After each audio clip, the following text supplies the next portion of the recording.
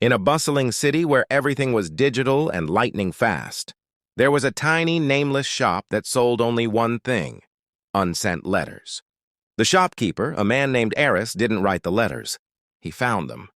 He found them tucked into old books, caught in the grates of subway stations, or abandoned in the drafts folders of forgotten laptops. The inventory. The shop was organized by the reason the letter was never sent: the too scared section, brimming with heavy envelopes and shaking handwriting.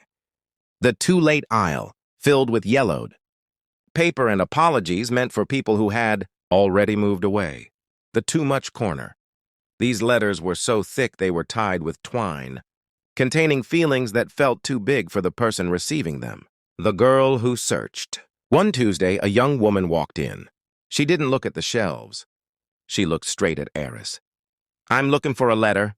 "I never wrote," she said. Eris adjusted his spectacles. "That's a rare request. Usually people come to find what others forgot to say to them." "I had a falling out with a friend years ago," she explained. "I wanted to tell him I was sorry, but I was too proud. Then I wanted to tell him I missed him, but I was too embarrassed. Eventually, the words just stayed inside me. I feel like I lost them."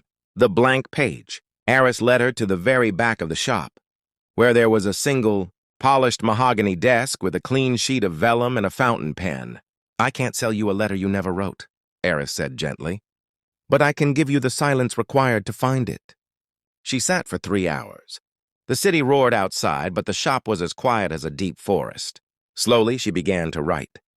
She wrote about the pride, the embarrassment, and the 10 years of silence in between. When she finished, she folded the paper, but she didn't put it in an envelope. "Do you want me to file it?" Eris asked. "Or perhaps put it in the too late section?" She shook her head and smiled. "Neither. I think I'm actually going to go buy a stamp." The shopkeeper's secret. As she left, Eris watched her go. He reached under his counter and pulled out a small, tattered ledger. He made a small mark. Most people thought his job was to collect the lost words of the world. But Eris knew his real job was to make sure his shop eventually ran out of inventory. One brave person at a time. Should we try a story with a bit more action, or perhaps something set in a futuristic world next?